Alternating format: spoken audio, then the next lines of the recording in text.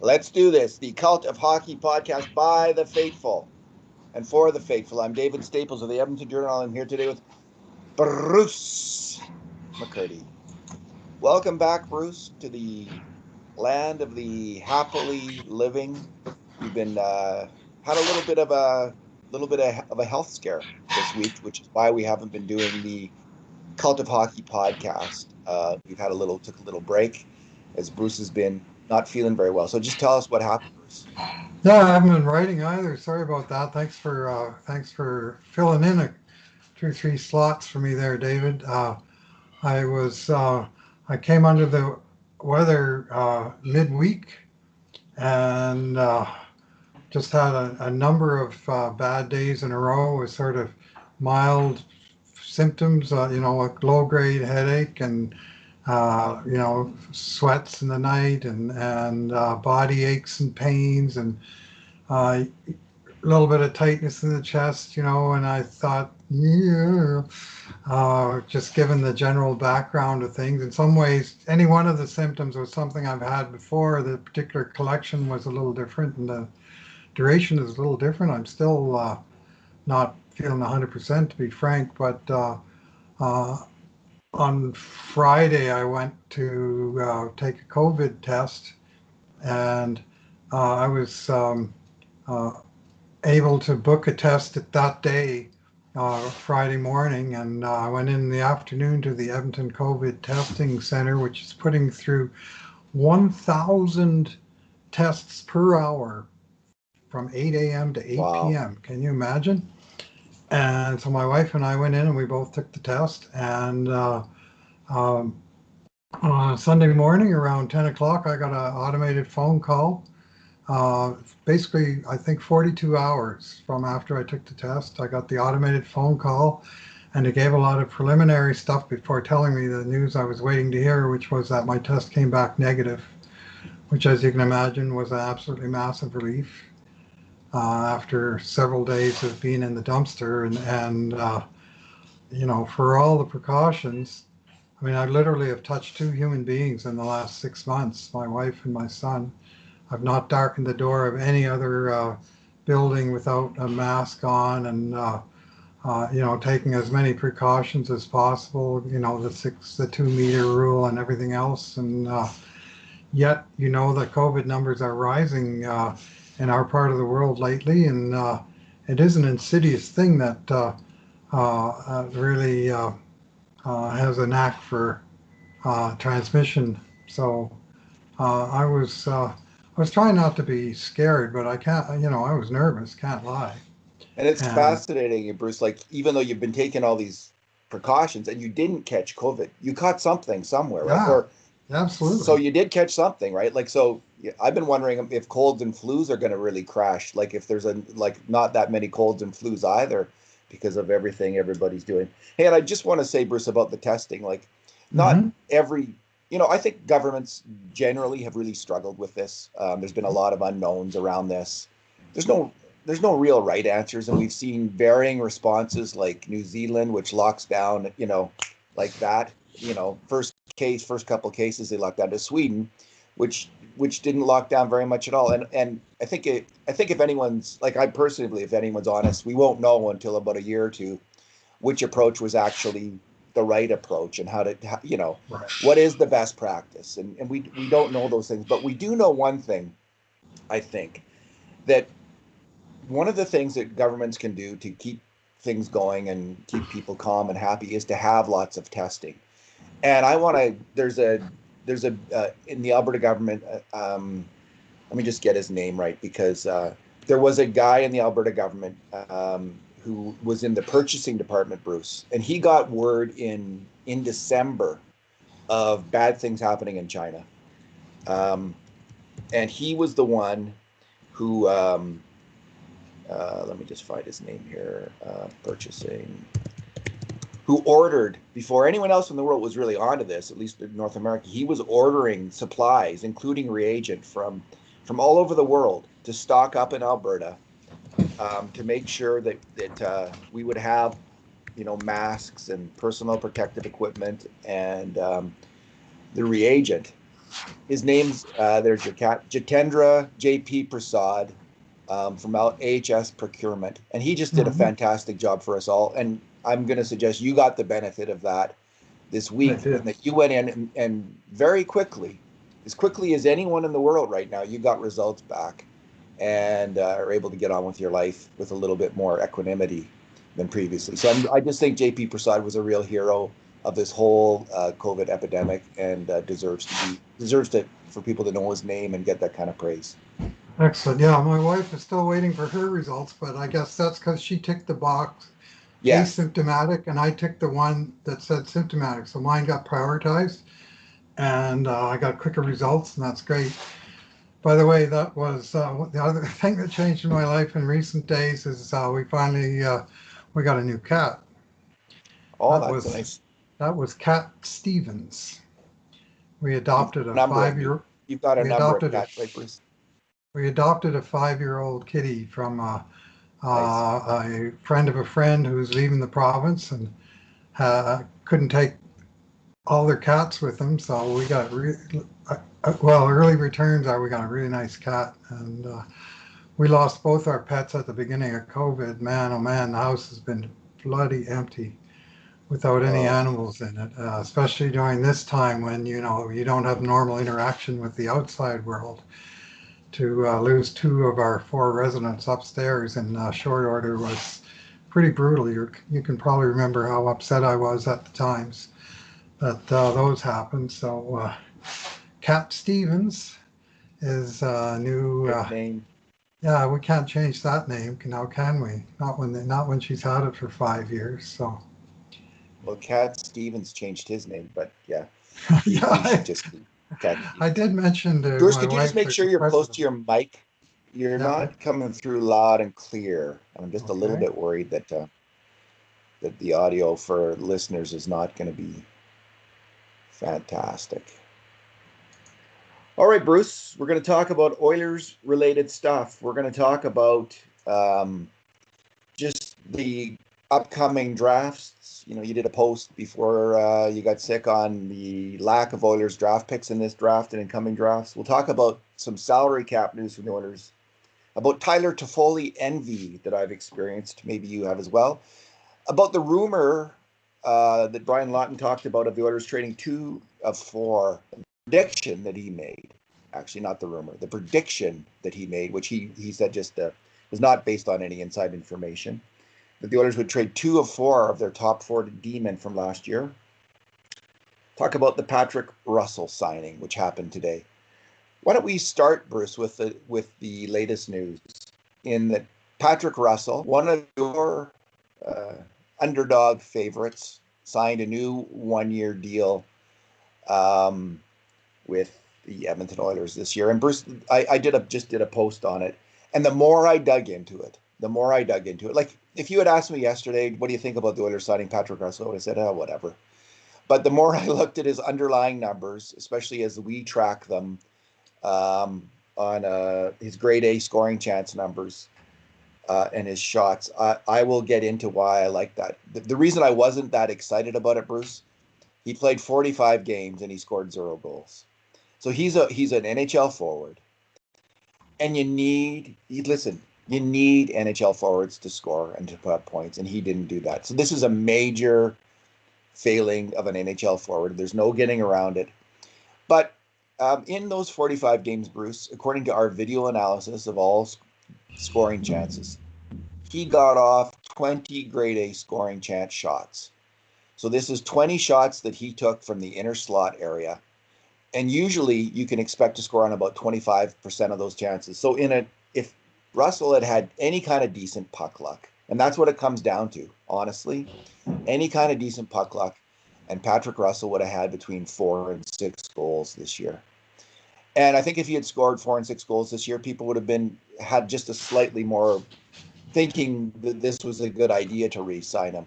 So I'm going to go with that. He was also, in terms of defensive play, we track, Bruce, how many mistakes wingers and all the players make on grade A chances against, how many major mistakes they make. So for wingers, this will be, not getting out to the point to block a shot. letting that shot get it on net, which was one of the things that really killed the Oilers in the playoffs. For wingers, it's not back checking hard enough. It's not covering your man. It's a turnover in your own zone that leads to a grade A scoring chance against.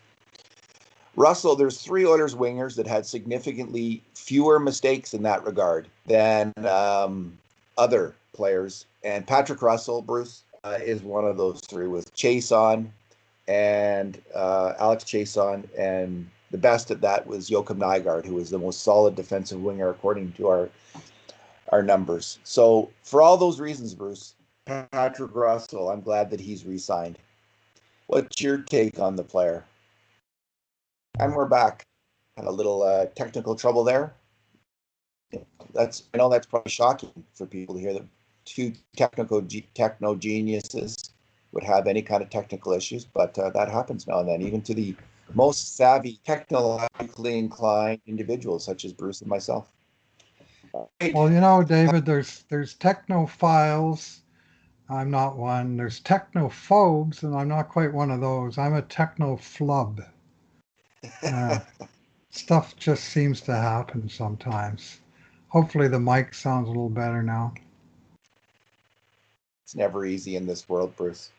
No. All right, Patrick Russell. Are you? Mm-hmm. So his underlying numbers are pretty good. Like he's kind of middle of the pack for grade A scoring chances plus minus for Oilers wingers, and really, his offensive output obviously was not great. Even his underlying numbers for offense aren't great, but his defensive numbers are really good. And I think he's going to get more PK time as well. I suspect the Oilers might move out a PK guy, maybe Kara, and he may be getting more time in that regard. We'll see. What do you think of him?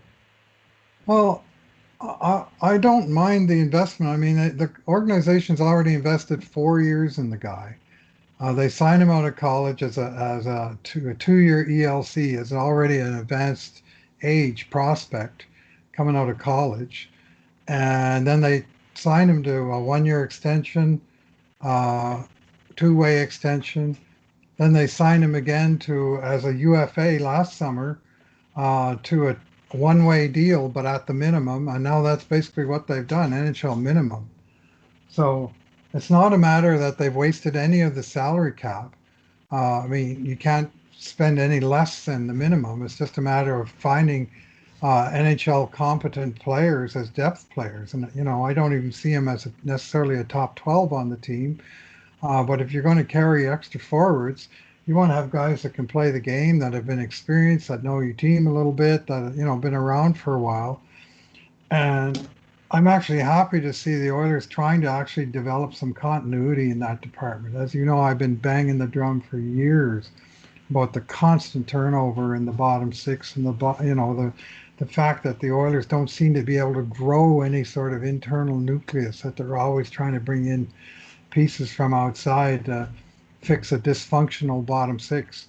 And for a guy like Patrick Russell, he's never going to be a star. He's never, certainly, he's a plug-in player. He's more plug than play, but he's at this point getting to be a known commodity. And every year that he's been in the organization, he's improved or he's stepped up a level. Either his numbers have gone up or he's moved up a league. And last year he moved up a league into the National Hockey League, and he was on the roster for the entire year. He played about 2/3 of the games. On his good nights, which were many, he won a lot of battles. He pissed off a lot of opponents. He didn't give up a lot. He just ground and battled, and unfortunately didn't score. I'm still not happy with that no goal decision on December 1st in Vancouver. Not that anybody's keeping track, but he's a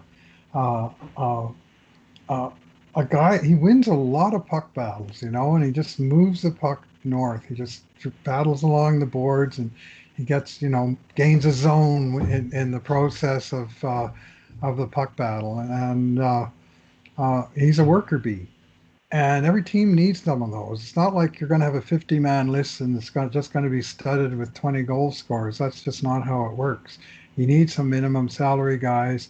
You need some extras, some guys in reserve that you can bring down from the press box or up from the minors who can fill in and aren't going to kill you. And I think at minimum he's proven that, and I'm not sure he's done improving yet. So I don't mind just signing at all, not at the minimum contract. Yeah, Bruce, I bet against him in the AHL. His first two years in the AHL as a 23-year-old and 24-year-old were not great Mhm. years. I think he had like eight Yeah. and 13 goals, and I just thought like I didn't think I saw an NHL player there. So I was skeptical of him, even though I liked his hustle at the time and I liked his effort. He was always there. He was always willing to forecheck like a bugger, like get in there and go, go, go. But I was wrong. In his third year in the AHL, he became one of the best two-way wingers in the AHL on a line with Brad Malone and Joe Gambardella. Hell of a line, was hugely significant in a big year that Bakersfield had, Yeah. and he really stepped up, and surprisingly to me. So, like for me, I have that in mind, thinking, okay, I was wrong about him before. He didn't have a great start. Maybe he's one of these players who just takes a year to get his feet wet, and he's going to come on. And the whole reason, one of the big reasons that we do this video analysis of stats, is to give us a sense of a player's true talent. Aside from what other numbers might say, like what what are what is his real level of play? What can we expect from this guy? And I think Hmm. what those numbers tell us, our video work, what it tells us is he's a solid defensive player, and he isn't going to score a lot, but he's not a zero goal scorer either. If he No. played 60 games regularly on a fourth line, you might get 8 goals and 15 points out of him, and solid defensive play and maybe solid PK work. So that's a useful NHL player. That's what the numbers are telling me, and I have a little faith in them. I mean, we put a lot of work into this for a reason, and Yep. so I'm going to go with that. Yeah, it was unbelievable to me that he got a goose egg on the season. I mean, wasn't quite Toby Reeder because he didn't play quite as many games and have quite as many shots. But man, was he ever snake bit? Like he had a lot of chances from right in close to the blue paint, and he just could not get Yeah, that final inch, of the puck over the damn goal line and in the net unless it hit some other Oiler on the way in. And I find he's an easy player to like, and he's got an interesting background, mixed background. But like I say, you look at the numbers you posted on your post today out of Hockey DB, shows him getting better, better, better in St. Cloud State, better, better, better in Bakersfield, and in Edmonton. I mean, it took him all this time to establish himself at age now 27 as an NHL player, and even still, an NHL depth player. So he's it's a worthwhile signing. You might as well um, you stick. I think it's a case, and I've been saying all along this summer. I think you're going to see a lot of guys, um, low end unrestricted free agents, just stick with their own team on 1 year extensions at sort of flat salaries, and that's what's happened here. let's move on to another winger, Bruce. Hmm. Not on the Oilers. I was watching. I haven't really watched a lot of the NHL. Like I've only watched the highlights a few times, but one highlight package I did watch. I've been depressed about the Oilers being knocked out, honestly, and I'm not that interested yet in the playoffs. I think I will, and I've been hoping for Vancouver mainly because my brother's partner is a big Canucks fan, and he roots for the Canucks. And just to think of him enjoying the Canucks winning has made me think, oh, I'd like to see Steve happy and see the Canucks do well and in the playoffs. So I've been rooting for him, and Tyler Toffoli has stuck out like a Hmm. stake through the middle of my heart because he's exactly what the Oilers needed in a deadline day pickup to help them in the playoffs. He's an up and down like a up and down the ice two-way winger with some real. He doesn't need the puck. He's got a good shot, one-time shooter, good passer. He plays off other players well. He's exactly the kind of player who would do well with Connor McDavid, I believe. Somebody who doesn't need the puck but goes to the net, and when he gets there, knows what to do with it. And he's done well in the playoffs for the Canucks. And Bruce, it just hit me over the head how Athanasiou just no, I think he was misused. Athanasiou, he was never used with McDavid. maybe he would have done well. But I just thought, man, if we had traded for Toffoli instead of Athanasiou, what a difference that might have made. And then I looked at, off the top of my head, I thought, geez, what did they give up? I know they gave up 2 second picks for Athanasiou, and then I looked and they only gave up 1 second pick for Toffoli. So my initial thing was, oh man, like, the Ken Holland screw up here. But when I dug into it a little deeper, the Canucks also gave up a player called Tyler Madden, a young guy called Tyler Madden. I think he's 21 now. And he was a 3rd round pick a couple years ago. But since he was a 3rd round pick, he has had 2 outstanding scoring seasons in college hockey. And I think if there was a redraft of that year, he'd be maybe a late 1st or a high 2nd round pick. So I can see suddenly what LA got for Toffoli was extremely valuable, and probably more than the Oilers gave up for Athanasiou. I'm going to say probably more, because they're getting more of a sure thing. If you get a young player, and let's face it, they've got Doughty and Kopitar. They want to kind of win now a little bit too. The Kings, they want to speed things up a little bit. We've heard that idea before, so they got a good deal out of that from the Vancouver Canucks in trading Tyler Toffoli. So that kind of tempered my general unhappiness around Tyler Toffoli being a Vancouver Canuck or the Edmonton Oilers. Yeah, Vancouver threw in, it was 1 second round pick. It was the little guy we were just talking about, 150-pound guy in college, Tim Schaller, who very quietly has played 276 National Hockey League games in his career as a defensive center, and a conditional 4th round pick in the future, which I don't know what the condition is. And for if Toffoli signs in Vancouver. Okay, that makes sense. Anyway, if that's the kind of trade I think they just did away with in the new CBA. Because they see that as a deterrent now for Vancouver to sign Toffoli, because it'll cost them a draft choice if they do, and that's kind of not fair to the player, I think was the interpretation. Anyway, they got an unrestricted free agent as a rental, carrying a cap hit of $4.6 million. Whereas in the case of Athanasiou, the Oilers got a guy who was an expiring RFA, where the club's got a couple of years of control on the guy at a lower cap hit of $3 million. And he, like Toffoli, is a former one-time 30-goal scorer. So, you can make arguments on behalf of Athanasiou. What you can't say is that we ever in Edmonton once saw him fire the kind of shot that Toffoli put away last night when he was set up beautifully in the low slot by Quinn Hughes. And bang, off his stick into the top of the net. Just no questions asked. It's just the one-shot scorer that Edmonton absolutely craves. And the only guys that we saw putting away shots like that this year were, I think, Leon Draisaitl. And the list stops fairly shortly thereafter. Guys that can, not even need the puck on their stick to bury it. And that's what Toffoli did there, and my eyes popped on that shot. And I know we've seen him do it before with the Kings, all the years that they toyed with the Oilers. So it's funny, he and his line mate Tanner Pearson, they used to be on that '70s line in LA with Jeff Carter, and now they're both on the line with the very highly watchable Elias Peterson, who's just a tremendous talent in Vancouver. That's actually, for all that I have a lifelong kind of antipathy for the Canucks, this team that they have right now is kind of fun to watch. They really are. That's another reason I was kind of been hoping for them, and I think it's high time a Canadian team did well in the playoffs as well. So yeah, I'm not going to give Ken Holland too many negative marks.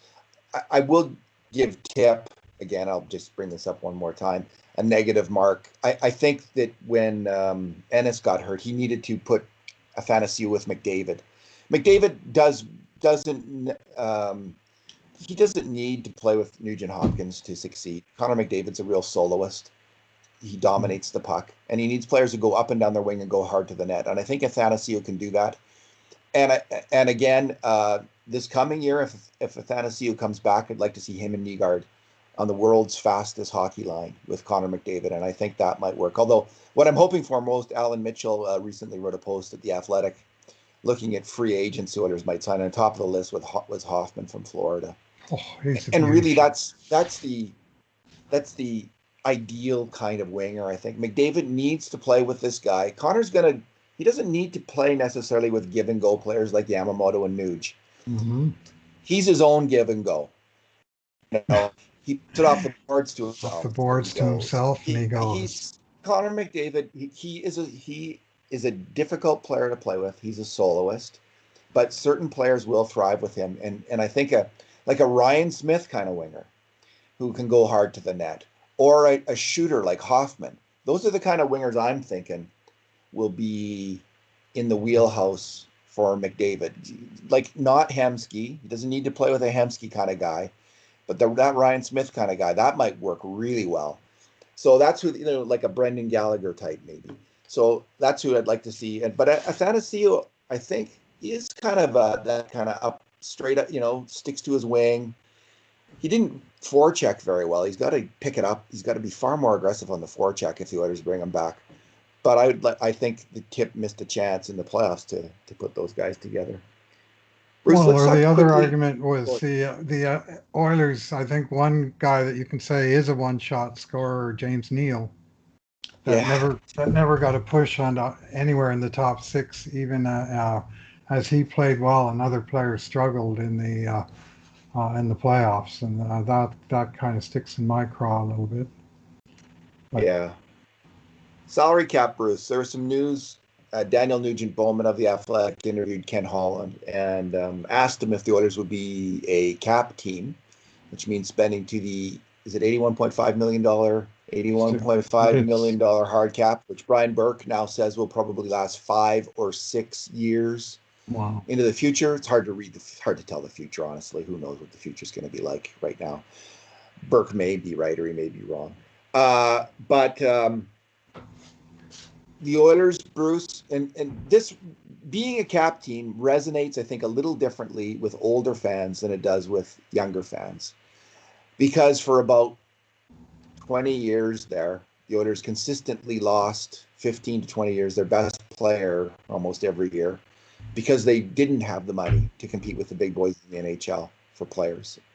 And they lost Paul Coffey, Wayne Gretzky, Gary Curry, Mark Messier. Almost everyone who counts off those great teams they lost because of financial reasons. And it continued under the Edmonton Investors Group to players like Doug Waite, Bill Guerin, Curtis Joseph, Anson Carter, all kinds of players that they could not hold on to. And it continued right up really to Ryan Smith, I think, when was a financial decision as well. The EIG had it in their head that they could compete at 10% under the cap. That was their idea, and it wasn't a bad idea. We see NHL teams do that with smart management. You don't have to be at the cap to win, and that's what the EIG's philosophy. So it's not necessarily a terrible philosophy, but you got to be mighty smart and successful in your decisions. The Oilers didn't prove to be that. But Cates has come in, and he's spent to the cap almost every year where they needed to. He was certainly open to it, and he's spent tens of millions extra on burying contracts and eating salary and this, that, and the other thing. And so I was really relieved, Bruce, honestly. This has been a fear of mine that Cates took a huge financial hit during COVID and wouldn't be able to spend to the cap. And I think that's going to be the case for some NHL owners. And the other NHL owners are going to feast on those teams. They're going to feast on those teams that have to dump useful players because they can't pay them. And I'm glad that the Oilers aren't in that book. Yeah, well, Holland said the Oilers have always been a cap team, meaning under Cates, and he also said basically we're committed to be a cap team just by the basis of the contracts we already have, but it doesn't sound like there's going to be a massive sell-off just because of cap considerations. What he didn't say was, he talked about Cates eating extra money.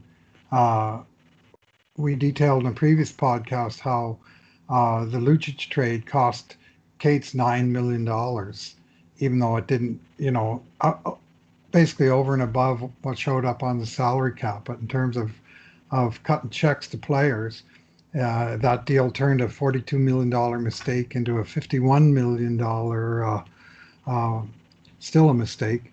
And you wrote a post just this week about other such trades in the past, notably one Lubo Wisnowski for Ryan Whitney, where Wisnowski's contract had been front-loaded by almost $3 million at the time of the trade, and uh, the one of Whitney was backloaded by another $3 million. So that cost Cates over $5 million of salary versus salary cap to make that exchange. And he's absorbed a few blows like that, which is, you can put your spin on it if you want. It's either an owner that's willing to spend whatever it takes, or it's maybe not the smartest money management if you want to look at it from a business perspective. Most fans look at it from a competitive perspective, and at least the owner is willing to spend. Now, unfortunately, the smart business decisions, the Oilers have a long history throughout the cap era of not really making those, and that decision, that history continues right up to at least the beginning of the current management era. And of course, we're still really taking stock of the kind of decisions Ken Holland's made. I'm not ready to render a verdict on that, but they've got to start getting value. And unfortunately, this flat cap for 5 years business, that's a bit of a killer in that the Oilers have two contracts, long-term contracts, that were just going to gain value as the cap continued to escalate as predicted. Sans COVID, the cap would have gone up to $85 million next year and maybe $90 million the year after that. And each bump in that cap would have made those McDavid and Draisaitl contracts that much more of a bargain. And instead now they're basically locked in against that flat cap. And they're, so the big advantage of signing those guys to 8-year deals, a lot of that is dissipated with the collapse of the not the collapse, but the stratification of the salary cap at a given level. You should write a post about that, Bruce. That's a good thought. I haven't heard anyone talking actually about that. An unhappy thought. Depressingly, yeah, it's depressingly true, is what it is. Yeah, you're right. I just felt suddenly sinking feeling. The great happiness I felt with the Patrick Russell signing is completely dissipated now because of that thought. It's okay. I'll survive. Okay, Bruce. Brian Lawton has been spreading. He made a very interesting prediction. He predicted on Oilers Now that the Oilers would trade 2 of 4 top 4 D-men. And what he's talking about, what the discussion really is about, because they're not moving Ethan Bear, obviously. He's talking about moving two out of 3 of Oscar Klefbom, Adam Larsson, and Darnell Nurse. And from what Lawton has said, because he brought this up a week earlier as well, maybe even 2 weeks earlier, but from what Lawton has said, he brought up Klefbom in the first time he talked about trading an Oilers defenseman. He talked about the hard decision that Ken Holland was going to have to make about Oscar Klefbom and about where this defenseman's trending, his injuries in the past, this, that, and the other thing about Klefbom, which the first time he said it, it was like, oh, that's interesting. When he then came the next week with the prediction that they're going to trade 2 out of 3, and again, Klefbom's name, he's obviously coming up as one of those guys. Bruce, I don't know what Lawton's contacts are within the Oilers organization, but I do know that he is a total NHL insider, completely hooked into he's one of the 200 hockey men, as Mark Spector put it, and and as Al Strachan has put it in the past, this small village of people who are the NHL insiders. And Strachan, I think, had it at about 500 people. But I think that's a real thing in terms of being the NHL insiders. Now, they don't have they're not always right, the NHL insiders, right? But they do exist and they have inside information. Lawton's one of them. I'm saying, Bruce, there's a whole freaking lot of smoke here about the Oilers trading a top 4 D-man and Oscar Klefbom's name's coming up. And this is going to be really discouraging news for the large faction of Oilers fans who are hardcore Oscar Klefbom fans. I am an Oscar Klefbom fan, but I'm not in that camp of people who really think this player is a special player. I think they think he's really, really successful NHL player. I think he's a good NHL player who has some limitations in terms of defensive play now and then, and also now and then with his puck moving. He's not as puck moving in his defensive zone. I think he does a good job there. In the offensive end, I don't think Oscar Klefbom's a very strong offensive player at even strength, Bruce. I don't see it. He's not great at walking the line and getting pucks on net. He's not great at working himself into the play. He's not a really creative passer either in the offensive end. So while he's he's become an extremely efficient power play guy at that. At even strength, there's something lacking there that we're not going to see. What we see from Oscar Klefbom now, I believe, is what he's going to be as an NHL player. So it's not at the top of my list. The top of my list is trade Chris Russell. That's the alpha move for Ken Holland this summer. Trade Chris Russell. If you can do that, Ken Holland, you've had a very successful offseason. Mm-hmm. That said, if it's moving Larsson, moving Klefbom, moving one of those two, I don't think Nurse is going to get moved. If it's moving Klefbom or Larsson, if that happens and they get the right player back in return, I'm not going to be screaming in my head that this was a terrible thing. Well, some put Klefbom versus Nurse as if it's one or the other, and they like one and don't like the other.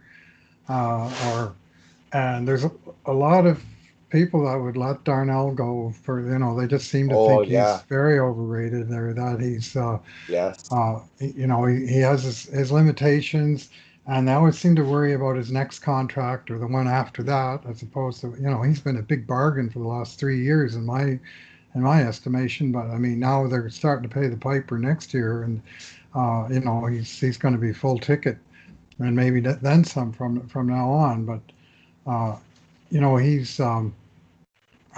he's got obviously his own limitations in the offensive zone. But you know what? He sure seems to find a way to get points and contribute to the offense. And it's by what I would consider non-traditional means. I think what he's good at, Darnell, is creating chaos in the offensive zone. And he just jumps into the play and causes it just causes overman situations and stuff, and it doesn't necessarily result in beautiful three-way passing plays with crisp finishes, but it results in good trouble, as the late John Lewis used to call it, where they cause extra grief for the other team, and the Oilers can take advantage of that.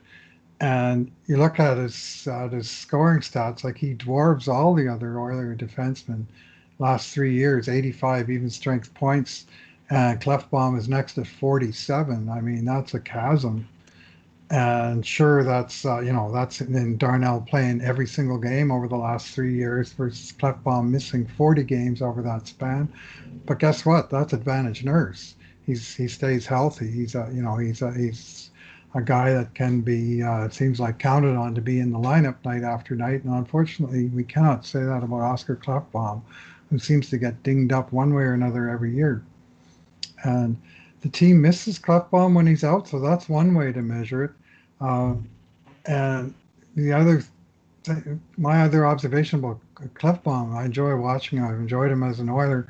But there are times I wonder where he's just not a little less than the sum of his parts. Like, he looks like he should be all world, and yet somehow there's still waiting for him to put it all together and keep it together without having these, as you call them, defensive slumps over the course of a season.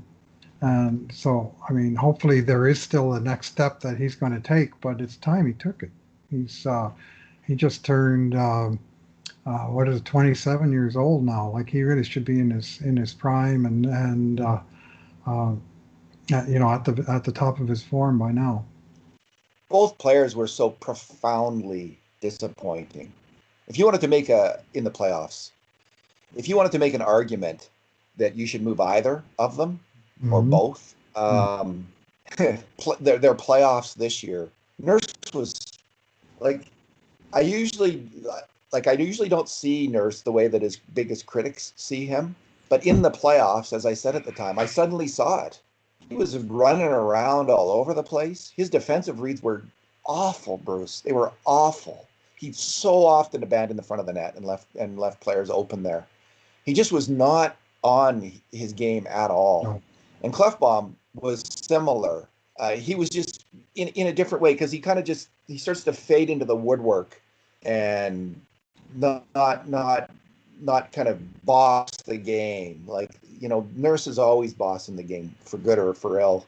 Almost always. But Klefbom just starts to fade, and then he starts to make mistakes and throw away the puck when he shouldn't be throwing away the puck. There's a couple of really bad turnovers, and he's not really prone to that. So I'm inclined to throw out the playoffs, although when they're mentioned, I suddenly have this sinking feeling with both of those players. It really was disappointing. I think the good news is, Bruce, Caleb Jones, they have a player, I believe, this might be a little bit of a push, and some people say this is a push, I believe is probably going to be ready for top 4 duty in the NHL this coming year. And I know people don't like to hear that. They think, you're rushing him and blah, blah, blah. Listen, he's 23. When do you think players become top? How does that happen? He's been 2 years now, a bottom half the year in the AHL, half the year in the NHL, and he did really well in the bottom 6 this year in the NHL. He did really well in the bottom 6 in the NHL his first year, but got eaten alive when he got moved to the top pairing as a rookie. Well, it's a whole year after that. This guy is a really good hockey player, Caleb Jones. Good on offense, good on defense. And I think he's ready to step up, just like Ethan Bear. When he got that chance, he did just fine in the top 4. And Caleb Jones, I think, is ready. And I think you have to, when you're building your team, you want patience and continuity. But you also have to make changes. And when a player is ready to step up, you've got to recognize that, especially in this cap era. Make space for him, give him the opportunity. You got to make that kind of bet. And the Oilers do have some needs. They've got a need at forward, and they've got a need in goal. And they're going to have to free up some cap space to meet that need. Now, moving out Klefbom or Nurse frees up some amount of cap space. Klefbom, I think Klefbom's at peak value right now, honestly, except for the playoffs, but I think people will throw that out. I think Klefbom will have people who admire him in other NHL cities as much as some Oiler fans admire Klefbom right now. So I'm saying 27-year-old D-man with a really good contract who can play in your top 4 for sure, is a decent player there. They're gonna want that player in another city. So I can see trade value there. Nurse, I think, obviously has trade value. Just because of all that he brings, his scoring and his toughness. So, but I don't see Ken Holland trading Darnell Nurse. That I just do not. He's part of the leadership group. I think he offers a physicality that the Oilers will need and speed. He's a very fast skater. I don't see him being moved, but I could see Klefbom. And we've talked about Larsson in the past. If they sign Tyson Barrie, if they can sign a right shot D-man who can play in the top 4, I think they could also move Larsson. But if I had to make a prediction, I'm putting a lot of weight in what Brian Lawton had to say, and I'm guessing, Bruce. And again, this wouldn't be of my first pick, and it wasn't my expectation, but I'm guessing Klefbom might be on the move, will be on the move this summer, especially if they can't move Chris Russell. Yeah, well, Caleb Jones, he showed some real progress in 2019-20, and he not only when he got in the lineup, but especially in the time when Klefbom was hurt, and he spent some time then in the top 4. And you know what? If you look at, I like the site puckiq.com, and they look at performance against tiers of competition. And Caleb Jones played about 24% of his time against elite competition. So he spent a lot of time in the third pairing, sheltered. But when he got up in the lineup and played against elite competition, the Oilers had more shot attempts for and fewer shot attempts against with him on the ice than any other defenseman, save Mike Green, who played so little that his stats are almost meaningless in that category. And he held his own. And, at least you got to consider him, as you've already said, as at least a possible future top 4. Whether he's ready to make that step this year. I mean, he's kind of sitting where Matt Benning was maybe 2 years ago, and Matt Benning struggled to make that step, and there's no guarantee that he will. But that's a player with a lot of potential and gaining experience. You know, now he's had two nice cracks at the NHL. He's had some pro experience in the AHL level, 3 years. He's just turned 23 years old, and we don't know what the upside is, but we know that he's a player with some with an interesting skill set. So he's a guy certainly that figures in the long-term plan. And the other thing he's got going for him is a fantastic contract. 2 years, $850,000 that Holland signed him to just before he reestablished himself in the NHL this past year. So having him at 2 years at that figure has thrust him into consideration for being protected in the upcoming expansion draft. Like that's his status at the moment, is that he's right on the cusp of that. The Oilers need to figure out a way to protect this guy in that small group. You know, Ethan Bear last summer, he had taken a huge step in the last half of the year, which kind of went under the radar with me and with many people, but he really had, and Bear was ready. Again, sometimes you got to open the door. And the difference between Caleb Jones, I think, and Matt Benning, in terms of the top four, Matt Benning is a very smart hockey player. I'll give him that. But his skating is not there to play as a top four NHL D-man. I think it's clear by now. It's clear to me, at least. Jones's is. He may be the best skating defenseman on the Oilers right now, in terms of if you put together all the skating skills. Nurse is probably faster in a straight line or in a burst in terms of rushing the puck up the ice. We haven't seen Caleb Jones really take off with the puck up the ice. It's not really his game. But he can really skate. He's very agile. He's such a good skater, in fact, that he's able to play the right side and not really look at a place like Chris Russell looks at a place when he plays the right side now. So, and he's such an adept puck mover that he's able to do that. So we'll see what happens. It's just, again, when Brian Lawton starts talking like that, it just, you know, I've seen this movie before, Bruce. And so we'll see what happens there. I'm just going to have to run and get my battery to plug in this thing. My computer's going to die here, but I'm going to ask you to start talking about it, but I read your post, so I know what you're going to say. About the Oilers draft pick situation coming into this year. Where are the Oilers in terms of draft picks, in terms of the cupboard being full or empty, Bruce, for the coming entry draft? Yeah, the Oilers are down a couple of courts in both the 2020 and 21 draft. Ken Holland, in his bid to stock the team at the trade deadline, gave up a number of future assets, among them 2 second-round draft choices in 20 and 21 for Andreas Athanasiou. They also gave up a 4th-round pick in the deal for Mike Green, who played exactly 2 games for the Oilers, got hurt, opted out, and retired. That didn't end so well. And they gave up a 5th-round pick in 2021 for Tyler Ennis. And in addition, they got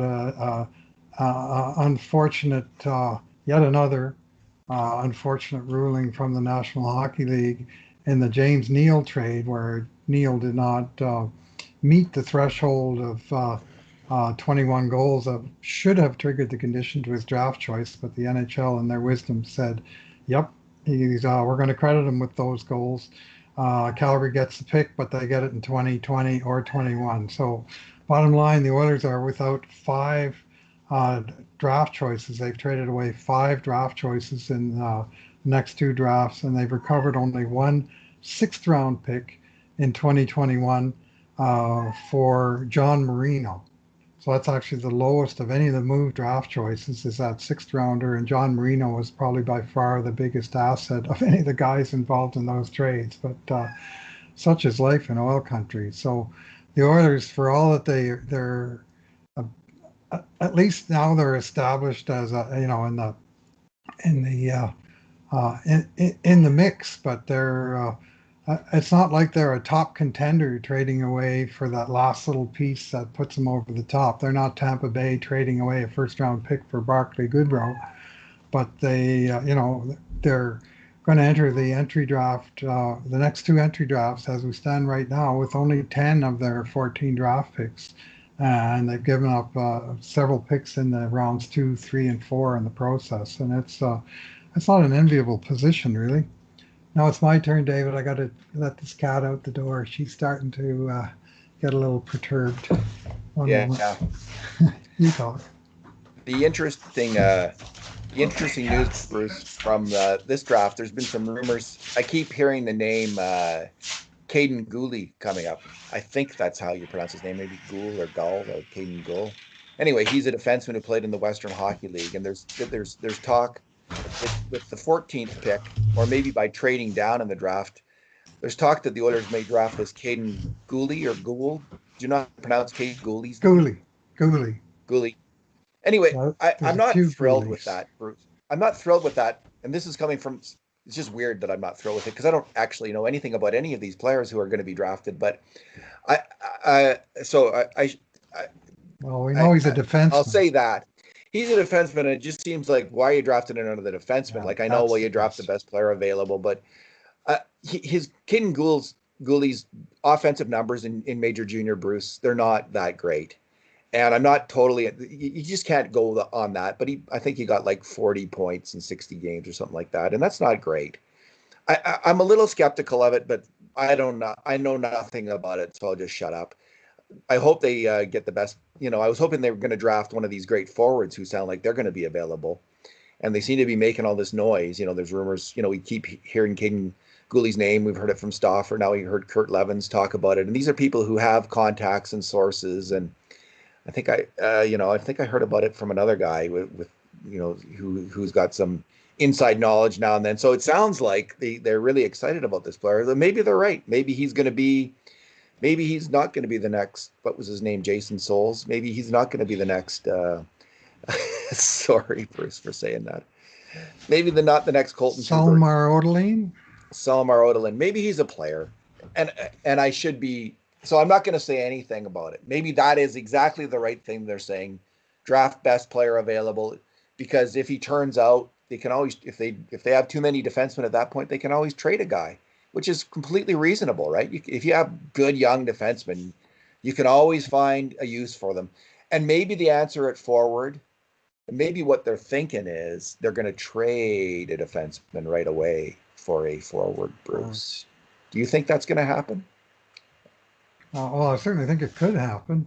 I mean, the organizational depth is on the blue line. The prospect depth is definitely on the blue line. And they've undertaken a few half measures to address the forward issue. Nothing really seems to have been a solution. So next time they make a trade for a forward, they better get a good forward. That's going to help in the at least the medium term. But weren't Bob and Kurt and people like that the same people that were touting Philip Broberg as a possible Oilers pick about this stage last year? Exactly, Bruce. Like, the spider senses start to tingle, right? And it's for a reason. It's like, because we've seen this movie before. They know. They've heard. And generally, they get a lot of stuff right. So I'm going to say, yeah, that's really interesting, and I put a lot of weight in that, and maybe that's the right pick, and maybe Caden Gooley is going to be maybe that's like the really smart pick. Although here's what I would say, Bruce. Let me just look this up, because I should speak, because I've actually done the work on this. If they trade for him, if they draft him, 14th overall is a reach. Now maybe they don't think it's a reach. Oh. Maybe they have him in their top 10, and they think, oh, this is a bargain, getting this player at this level. But the fact of the matter is, let me just look it up here again. Caden Gooley. There's all these forwards. If you go by the consensus of draft experts, and I looked at 20 of them and I kind of ranked them where they have all the players, the Oilers should be able to get a player like Dawson Mercer, Jack Quinn, Seth Jarvis, Connor Zary. There's a lot of really Maverick Bork. Yeah, Maverick Bork players who had outstanding offensive numbers in major junior. So if you go by the numbers and then by the rating systems, there's all these great young forwards. Now, Caden Gooley ranks 20th. So taking him 14th isn't that much of a reach. Like, it's not. But it is a bit of a reach. And it strikes me you could trade down. Like, if the Oilers are going to go that route, they should investigate trading down 3 or 4 or 5 picks at the moment and seeing if he's still there. Unless they're absolutely convinced he's in the top 10 players in this draft or top 5 players in this draft, and they may be. That may be their thinking. He's a bit of a reach at 14, so that's my only real hesitancy, and maybe that's not even doesn't have much merit, but I'll throw that out there. And what I'll throw out there is the very last thing Ken Holland said in the interview with Daniel Nugent-Bowman of The Athletic, and this was in answer to a question that wasn't actually asked. He just kind of threw it out there. And I'll just quote what Holland said. Would I be open to trading back from the 14th pick? I guess he did ask the question himself. Yeah, I don't see us leaving the first round. We feel good about pick 14. We think we're going to get a really good young player there. We're certainly going to get a young player. But if someone wants to move up, I've traded back before and it's worked out. It depends what's offered or if anything's offered. So because of these holes that they have in the second round and so forth, the Oilers are down enough picks that maybe that 14 gets you 21 and 51 or something, right? And they'll go for a 2-for-1, and maybe Gooley or any one of the other guys we've named seeps through to number 21. They get a good player there, and they get a pick in the second round. So this thing could go a number of ways. Well, what if the thinking was like this? What if they've looked at the forwards and they think, there's about 10 forwards who are going to go between 10 and 30 in the draft, between 10th pick and 30th pick. They're the second rung of forwards. But there's about 10 of them that we really like, and we think actually they're all really similar. Like, there's really good things that they could go any way. And I know maybe scouts don't think this way. Maybe they're like, we've got to take John Jason Peterka. It's John Jason Peterka or bust. He's a German forward who's available in this draft. But I think maybe there's a more nuanced position where there's not a whole heck of a lot of difference between John Jason Peterka and Seth Jarvis. And so what we can do is we really want Caden Gooley. We think he's probably going to be there, though, around, if we drop down 5 or 6 spots, he's still going to be there. So we'll take that chance. And if he isn't there, if that doesn't, there's all of these forwards who we think are about the same. One of those guys is going to be there. We'll just take the next one on our list. Would that make sense? Yeah. If Getzlaf isn't going to be there after we trade down, well, we can still pick Mark Pouliot. Exactly, Bruce. Exactly. So let's nail it again like we did then in this draft. Like that kind of thinking, you can take that to the bank, obviously. So there you have it. Jan Misak, Hendrix Lapierre, Jacob Perreault, John Jason Peterka, Tyson Foss, Forster. There's Nolan Gunler, Rodion Amarov, Dylan Holloway, Seth Jarvis, Connor Zary, Dawson Mercer. There is this group of forwards that on various lists will be ranked between 10 and 30. So we'll see. Maybe, and again, obviously that can backfire. Or you can hold your pick and just use it on Jesse Niinimaki in any case, right? Like you 14, can just draft in your position and take Jesse Niinimaki. Or you can take Ales Hemsky at that round. Like you just don't, there's always this uncertainty in the draft. So, but I think as a philosophy, like if they really do believe Caden Gooley is a top 10 guy, I think then you hold your 14th pick and you take him there, right? Because according to you have to trust that, I guess, and you go with that. Better be right. Especially when you've already got Bouchard and Broberg in the pipeline. Not to mention Samorkov, and a couple other pretty decent D prospects. Like the thing is balancing the prospect pool. I guess there's different ways to do it, but drafting another left shot defenseman doesn't seem to be necessarily the I mean, people were asking this exact question last year when they did draft Philip Broberg. If they did it again, I can just imagine the hue and cry. He seems like the same player as Philip Broberg, honestly. Like he like a guy whose offensive numbers aren't jumping off the page at you, but has really good tools. Gooley and Broberg, like big guys, fast guys, not putting up the numbers. I mean, so yeah, I do have some just my initial kind of biases aren't making me loving that suggestion, but I could be completely wrong. And all the people who doubted the Philip Broberg pick could be completely wrong. And I know there's still a lot of controversy around the player, but For everything sure. I've seen of the player, man, he really is. The Oilers defense, like they do need to get faster. They do need more speed. And this guy, he's got as Mhm. good a wheels for a big man as you will see. I mean, I think he's a better skater than Nurse, who's really fast, and he's more agile. So maybe that pick's going to work out. Yeah, Maybe well, not. watching Vegas and Vancouver last night and watching Quinn Hughes for Vancouver and Shea Theodore for Oh, the Golden Theodore. Knights, and thinking, who the Oilers got that's on the same anywhere near the level of these guys, and you got to find one, you got to get one somehow, and they seem to be popping up. I mean, the other game we saw Cale Makar and Miro Heiskanen playing for goodness sake against one another in the game earlier yesterday, and like you see, there we are, Final Four in the Western Conference, and every one of them has got a stud young, offensive, puck-moving, good skating defenseman. And Evan Bouchard isn't that player. Like he's a really He's part of interesting that player. player. He's part of and, that and player, but could he's not be the he could he's be a not very the good skater. offensive defenseman, but he's not that skater. Like that's not his game is thinking, passing. He's the Larry Murphy. He's from the Larry Murphy, Al McInnes, Dave Babbage school, somewhere in there of like offensive defenseman. I really like Not Murphy the as most mobile guy, but really, really good on the attack. So, but Broberg might be, and Caleb Jones, he's not going to be that elite level, but Caleb Jones is also from that school of fast, good defensemen. So I could see Ken Holland wanting Caleb Jones in the lineup, and maybe Broberg, Bruce. If Broberg has a good start to the season in Sweden, they're going to start playing. They're playing now.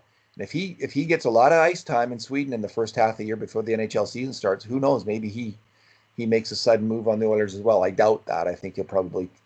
I doubt it. I think it'll be a year. But man, he really made a huge impression.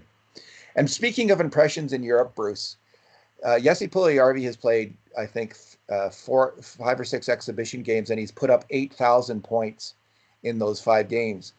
So I don't know if you saw the highlight. Everyone saw the highlight reel. Everyone saw that little clip. I think it was in a 3-on-3 game Yeah, of yeah. Puljujärvi. The whole tournament was 3-on-3, which explains the 5 point games and stuff. Like Yeah, it's not normal Puljujärvi hockey. taking the puck and shredding the 3-man opposing defense who just were completely missing in action. But man, Bruce, it was so tantalizing because that was the Puljujärvi video we hadn't seen since he was drafted. That kind of dominance. But he has been dominant in preseason finish league games. I don't know how much that's worth, but it's interesting. I wonder if he'll be part of the Oilers' future or not. I think he's either going to be moved or he's going to sign, and one thing's going to happen in the next month or two. So we'll see. That was really, as much as I thought, don't put any weight in that. I couldn't help Mhm. but get excited about it. A little context to that clip provided by Mary Lonberg, who's an astute watcher of the game generally in Europe and especially of Jesse Puljujärvi. And she watched that game and she said, the thing about that play was that the puck had been down in that end for better part of a 2-minute shift, and all 6 skaters on the ice were gassed, and the puck came outside the blue line, and Puljujärvi corralled it, and somehow he found some gas in the tank, and he booted it up the middle, and no one could begin to close the gap, and he just went through them like they were, like he was playing Tom Thumb hockey. It looked like. So yes, the opposition looked brutal on that play, but there was a reason they looked brutal, and Puljujärvi himself should have looked brutal for the same reason, and he didn't. He had that extra juice in the tank to see his opportunity, seize it, and just make a power move, and then a great deke and deposit. I mean, that was that was a big league finish on that play for sure. Love to see him back in Edmonton. I'd love to see him get a chance with Connor McDavid. Honestly, would. I'd love to see that happen again, because I think that Puljujarvi might be able to get that done. So that's my hot take of the my hot and happy take of the day. Optimistic Oilers take of the day. Bruce, why don't we leave it there? Yeah, a little note of optimism. It's nice to have one of those once a podcast or so. Thanks for talking. Yeah, thanks for listening, everyone, and we'll do the next one a little sooner than we did this one. And in the meantime, and in between times, this has been another edition of the Cult of Hockey podcast.